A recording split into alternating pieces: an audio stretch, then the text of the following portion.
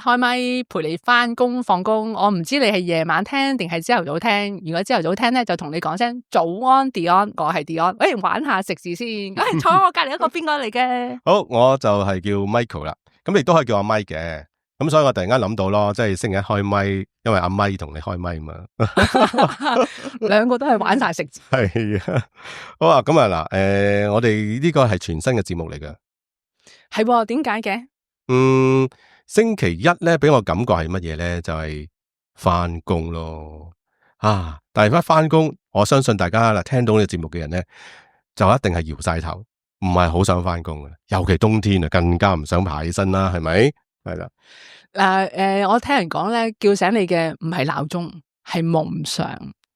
夢想唔係啊嘛？我覺得應該仲有下邊嗰句嘅，係應該係人工。係啦，叫醒我哋嘅係嗰份糧。唉，咁冇計啦！喺香港地，你真係如果冇份糧咧，好難撐噶。咁又真，咁又係嘅。喂，講真啦 ，Dion， 你嗱，我哋呢個節目咧，即係做啲乜嘢嘅咧？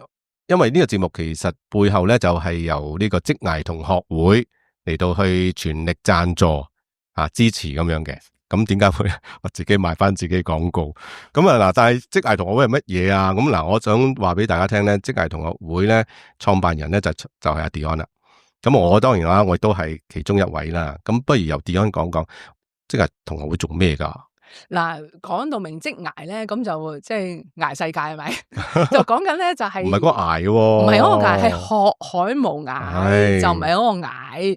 咁樣咧就係講緊25歲咧到45歲嘅在職人士20年啊。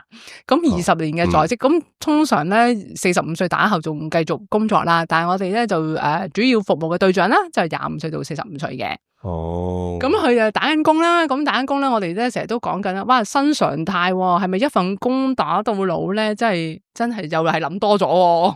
係嗱，好耐一路都唔覺得應該咁做死一份工嘅啊，都係當然啦，喺我呢個年紀啦吓，即係我又有人識我嘅，就可能知道我幾多歲啦，唔識我嘅就可能聽我把聲都覺得 OK 啦，你都不過咧就真係喺我嘅年代咧，即係真係諗住嗰份工或者嗰個行業咧，應該做到退休。又啱嘅，因為咧嗰陣時咧，我哋都唔會有咁多嘅諗法住嘅，因為我哋嗰代咧阿爸阿媽就話，喂，穩穩定定，努力工作，我哋啲獅子山下香港人精神嚟噶嘛。其實而家都唔係嗰個意思噶，相信係咁樣改變咗。係咯，所以變咗咧，我哋而家除咗話咁啊，係咪講緊你個節目係咪教人哋轉工啊，教人哋跳槽啊，教人哋做 slash 啊？哇，冇俾老闆聽到啊！係啦，咁所以咧，你如果即刻聽到咧，就唔聽我哋嘅節目。其實唔係嘅，我哋講緊咧就係星期一咧，其實好緊要嘅能量嘛。如果我哋能夠充滿能量嘅時候咧，其實事情冇好同埋壞啦，係啊，開心唔開心，其實我哋係點樣睇同埋回應嘅啫。因為每一樣嘢都可以好中性嘅。係。咁嗱，所以咧嗰個節目咧，點解職涯同學會想做咧？因為職涯同學會仲有一個功能咧，就係希望藉住一個嘅叫社群啦。頭先講阿 Dion 就話25到45歲啦。咁如果係在職嘅，你講真啦，喺而家職場上邊，你想認識到朋友，嗰啲係同事啦，就未必叫真真正正聽到你聲音、你心聲嘅朋友啦。咁亦都係未必有好多機會咧識到其他嘅人。咁職涯同學會咧，其實就係一個咁樣嘅群體啦，一個嘅社群咧，就可以讓唔同行業嘅人走埋一齊。嗱，如果有啲朋友你知道咩叫商會咧？可能你都有啲概念噶啦。嗱，商會做咩嘅？就係一班做生意嘅人。咁我哋又唔係咁商業嘅。OK，我哋係一班你喺職場裏邊打滾嘅人。但係咧，實在咧，有時做到真係氣咳。唔想翻工。又希望有人聽到你聲音。又諗下會唔會喺當中可以揾到自己一啲嘅新嘅方向。咁嗱，職涯同學會成立嘅目的就係咁啦。係啊，我哋成日都講嘛，識人就好過識字，唔係識字都緊要嘅。係咁啊，識人好過識字，除咗係擴闊自己嘅職涯視野同埋生活圈子之外咧，其實咧係豐富咗我哋嘅人生嘅。咁我成日同啲朋友講咧，我話咧，其實咁多種動物之中咧，我係貓貓狗狗啊、雀仔啊、金魚嗰啲，我全部都唔中意嘅。即係我唔憎佢，但係我就唔會特別愛。我最愛嘅動物係咩？就係人啦。我諗可能佢個腦有少少問題嘅，不過有啲人話我就最唔中意啲人啊，尤其係見到我公司嗰個咯嗰個老闆啊，嗰個經理咯，啱啱換咗個頭啊，真係攞命啊！嗰啲人嚟噶不過可能佢哋都當唔係人啦。anyway， 但係好得意嘅，因為每個人咧，我就係覺得咧，都係包括我自己啦，每個人都好似一本書讀唔完嘅書咯。咁咧，其實咧，我哋有時候咧，有啲朋友好耐冇見咧，你見翻佢近排嘅時候咧，其實咧，佢已經係更新咗個版本嘅。所以變咗你以前睇開我個 chapter， 其實已經佢可能展開咗新嘅一頁。所以咧，我係好奇心好強嘅人啦，所以變咗我覺得咧，對人好有興趣。但係當然你話有啲人中意唔中意唔緊要嘅，因為書有啲係好睇唔好睇都係個人品味啫。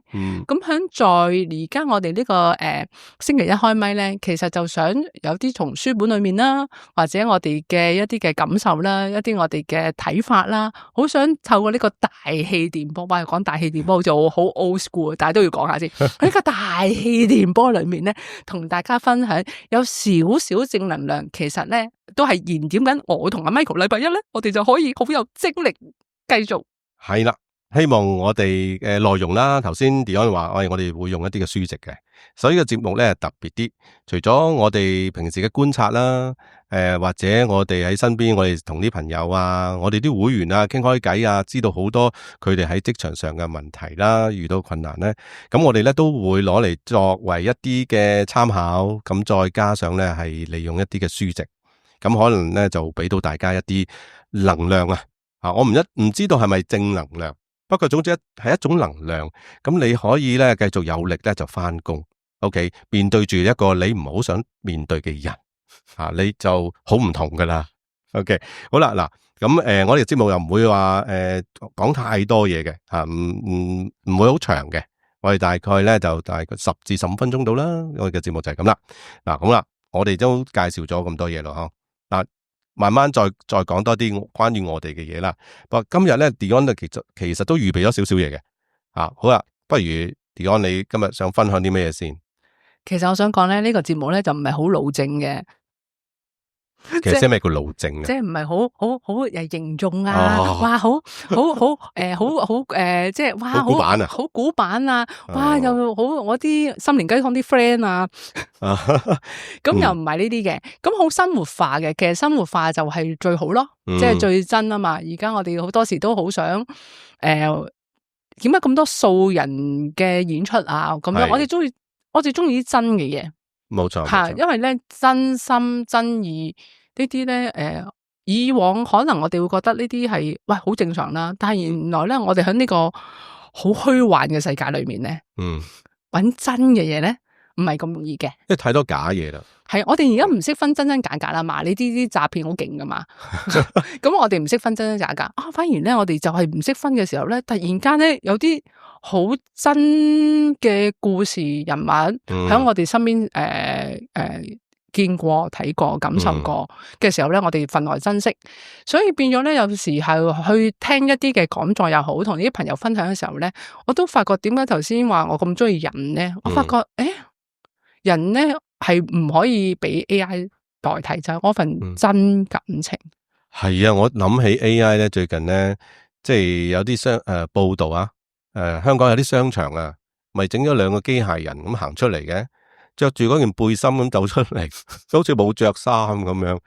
我唔知點解啲人咁雀躍啊！即係我覺得係好神奇，同埋係一個好怪嘅現象。即係無論大人細路，走去同佢 say hello，跟住咧就好似好開心咁。其實搞乜嘢咧？我點解有人去到一個同一個冷冰冰嘅一個咁嘅機械人，又可以好似突然間好 connect。但係反而咧，同一啲有血有肉嘅人咧，就唔係咁 connect 即係呢個係一個好神奇嘅現象。不過 anyway， 遲啲再傾下呢個議題啦，係嘛？咁係啦，咁今日會唔會有啲咩鼓勵啲人或者你準備咗啲咩？前排咧我就參與咗一個叫做接納與承諾嘅治療講座。咁當中咧，阿萬博士咧講咗幾個論點嘅時候咧，我聽落去咧，呢啲都係阿媽係女人，但係我擔真又有味。咩意思咧？即係佢講咗一個就係唔開心唔係代表開心，唔開心嘅時候可以做開心嘅事，開心嘅時候可以做唔開心嘅事，接納當下嘅自己。講落去好似講緊啲乜啊？又開心又唔開心，又講緊咩咁樣？咁我即刻諗下，我哋成日咧都係碌手機，咁啊好多 Facebook 又好，IG 又好，WhatsApp 又好，我哋成日見到咧啲朋友咧，哇，好似好精彩喎啲生活，哇，咁豐富、咁精彩、咁正嘅，好似冇乜煩惱佢哋。係咯，咁跟住我話，哇，我唔係咁嘅喎，咁佢哋係咁樣啊，呢個人我識嘅喎，咁樣，我識唔識都好啦，哇，點解佢哋咁正嘅咧？咁樣，咁可能你就話佢可能係假嘢嚟嘅，唔係真實嘅生活嚟嘅咁樣。喂，假都好啊，假都有得 post 啊。喂，我假唔到啊，咁我咪好失敗。我都乜都冇喎，唔知俾啲咩睇喎。係咯，咁我就即刻諗起咧《被討厭的勇氣》呢本書啦。咁佢本書咧嘅作家咧，其實係日本人嚟嘅，叫岸見一郎啦。咁其實佢成本書係講緊阿德勒呢個奧地利嘅心理學家，佢所講嘅一啲嘅理念啦，咁樣嘅。咁佢又講緊人際關係，就係其實我哋再在意人哋點樣睇我哋，其實嗰個係對方嘅課題，唔係我哋嘅課題嚟。我哋要學習課題分離，即係話人哋點睇我係佢嘅事啫，我做乜嘢要在意佢點睇我咧？係咪咁嘅意思？係啊，但係咧，其實唔容易做到嘅，因為咧，你一日碌咁多個post 啊，咁其實你潛移默化之下咧，其實你會好容易咧就入咗去。咁所以講緊咧，其實碌手機咧係會減少咗我哋嘅幸福感嘅。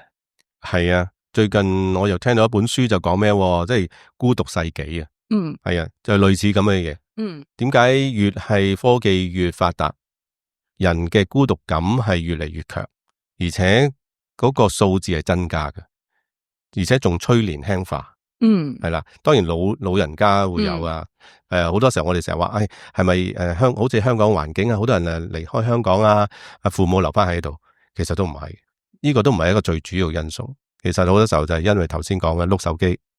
睇得太多人哋嗰啲正嘢，看似正嘢啦，係因為人哋正啫，我做咩要太過在意佢正唔正啫？其實等佢開心咪得咯。咁但係都唔需要理會，即係唔好受佢影響咧。咁講係難嘅。咁難咁點咧？咁咪係set 定啲時間，譬如有啲時間我哋係要工作需要嘅，咁咪 set 定啲時間。唔係我24小時都要望住個手機做嘢個噃，唔可以停落嚟嘅。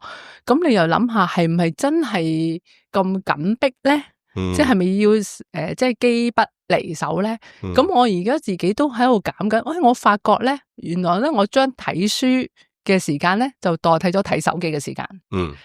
我就 set 咗幾個時間咧，就係會睇手機出嘢啦，咁當然有啲 message 啦，咁但係咧，原來咧我都可以代替，譬如我飲咖啡嘅時間放低個手機，我睇書嘅時間咧，我睇書就睇書啦，就放低個手機，咁同朋友傾偈就傾偈啦，又放低個手機，我覺得咁樣咧又幫到手喎。OK， 嗱，當然啦，對於我哋呢個年紀咧，因為我哋睇住見證住呢樣嘢即係發展出嚟噶嘛，咁所以咧我哋可能會稍微容易啲控制。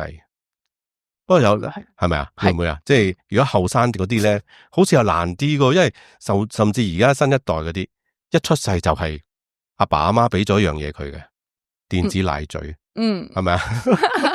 哇！佢一開始就已經接觸噶啦，咁所以咧嗱，呢個咧就點樣可以即係慢慢咧？我覺得搵一次咧，我哋又傾下呢樣嘢，因為我諗我哋聽眾裏邊咧有啲都可能做緊父母。做緊爸爸媽媽，咁點樣可以真係意識到呢件事嘅，早啲去訓練，早啲去避免你嘅下一代就要依靠住呢樣嘢咯。好啊，我哋下次又講下俾個腦停一停啊，咁我哋講下微休息啊。微休息好啊。下次講下呢個啊。嗱，咁今日咧，嗱，你真係翻工啦，係咪開始做嘢咯？有冇一句說話俾啲鼓勵下人啊？鼓勵梗係有啦，咁咧就係挺直胸膛。